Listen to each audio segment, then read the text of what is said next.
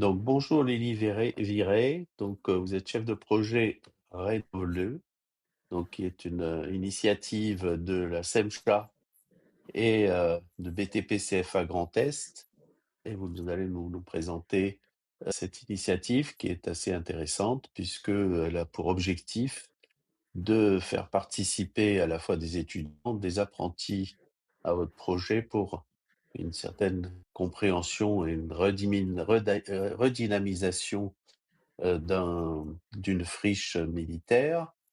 Et donc, à vous de nous expliquer tout ça. Mais bonjour, merci de me recevoir aujourd'hui. Oui, effectivement, je vais vous parler un peu plus du projet Rénov-le. Donc, Rénov-le, c'est un démonstrateur de rénovation et d'aménagement qui est effectivement porté par BTP CFA Grand Est et la SEMCHA, donc la SEMCHA qui est la Société d'économie mixte de Châlons-en-Champagne. Et donc, bien évidemment, avec le soutien de la ville et de l'agglomération de Châlons-en-Champagne. Donc effectivement, le but, il y a un triple enjeu avec ce projet. C'est effectivement de rénover, de réhabiliter une ancienne friche militaire, qui est donc la cité Saint-Pierre qui se situe, à Châlons-en-Champagne. C'est donc un enjeu, territorial fort, puisqu'il y a énormément de friches, militaires, laissées à l'abandon, dans notre région. Mais c'est aussi, une façon d'innover puisque, grâce à la première phase du projet, des challenges, étudiants qui vont être organisés donc sur l'année 2026-2027, on va demander à des étudiants et des établissements de participer à 2 challenges.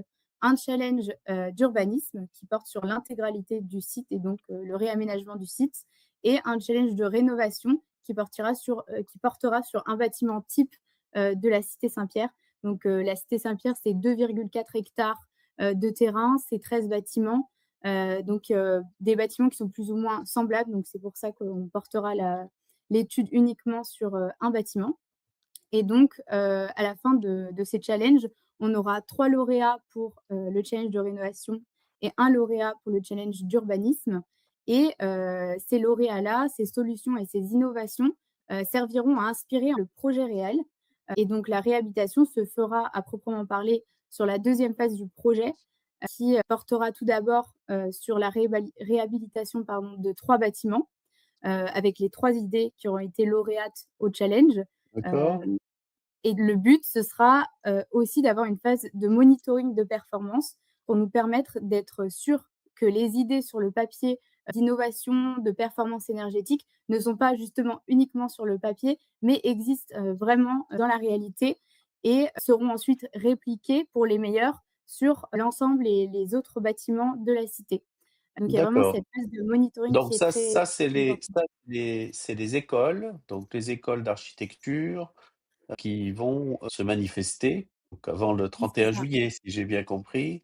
Heu, Exactement, oui, on attend un engagement de la part, des établissements, avant le 31 juillet.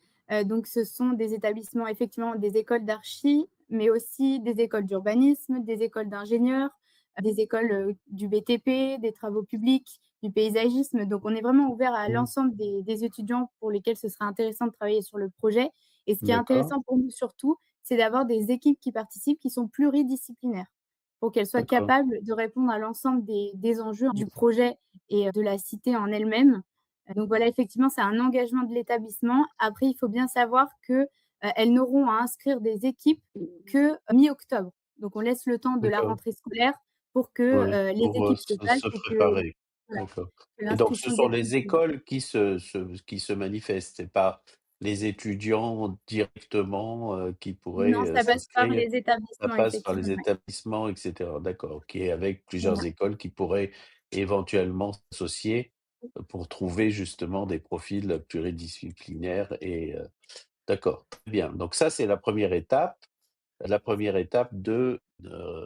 projet, oui.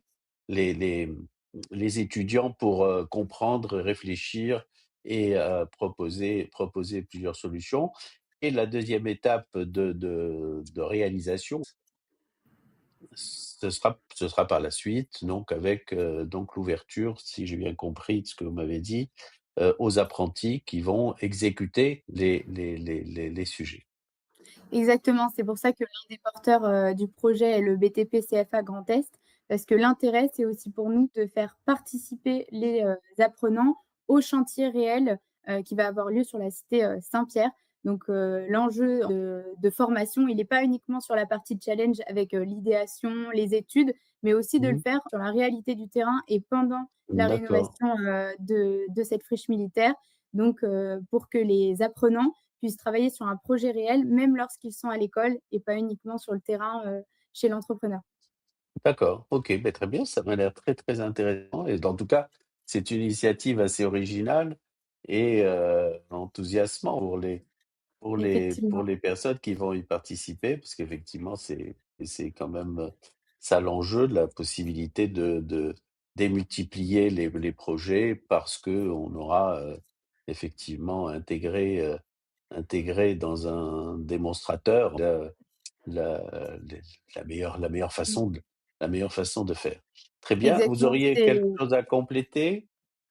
exactement, oui, c'est un projet qui a énormément de sens, puisque, ça a vocation à être un projet, réplicable sur l'ensemble du territoire, français, puisqu'il y a énormément de bâtiments, de bâtis existants qui ont besoin de rénovation et d'être réhabilités. Donc, aujourd'hui, c'est un projet qui est en test et c'est une première édition sur, effectivement la cité Saint-Pierre, mais ça a vocation à être, réplicable sur, d'autres typologies de bâtiments, de friches, en toutes sortes. Donc c'est vraiment une façon et un modèle qu'on a envie de mettre en place sur la rénovation du bâti, de manière large. Donc, voilà, c'est un Mmh, projet très inspirant qui est à la fois, comme je le disais, est là pour rénover, réhabiliter, mais aussi innover, trouver des solutions justement aux enjeux, d'aujourd'hui, notamment avec le réchauffement climatique aussi. Je pense que ouais, c'est des sujets qu'on évoque beaucoup aujourd'hui et en plus avoir le côté formation, donc de former, d'accord. les futurs acteurs, sur un projet réel, pour qu'ils puissent être capables justement de pallier aux enjeux et aux besoins, actuels, sur le bâti existant. D'accord. Donc, ces bâtiments sont inoccupés ou ils sont Oui, occupés? Quand on dit oui, friche, aujourd'hui, c'est ils plutôt des sont plus bâtiments d que oui, depuis, il me semble 2012, ils sont complètement d'accord, vides, effectivement. Oui, elle appartient encore à l'armée. Il y a des maisons encore autour qui sont occupées, mais les 13 bâtiments qui sont sujets, de l'étude ne sont plus d'accord. habités depuis 2012.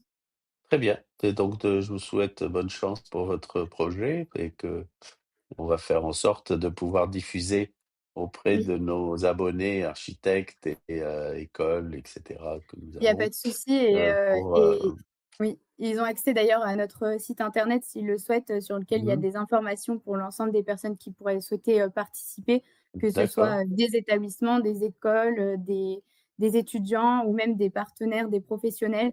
On est mmh, ouvert à toute participation. C'est à un toute projet qui est participation. vraiment, multi-acteurs, donc toute participation sera la bienvenue. Entendu, ben, merci beaucoup et Merci à vous. et de nouveau, bonne chance pour votre projet. Merci beaucoup.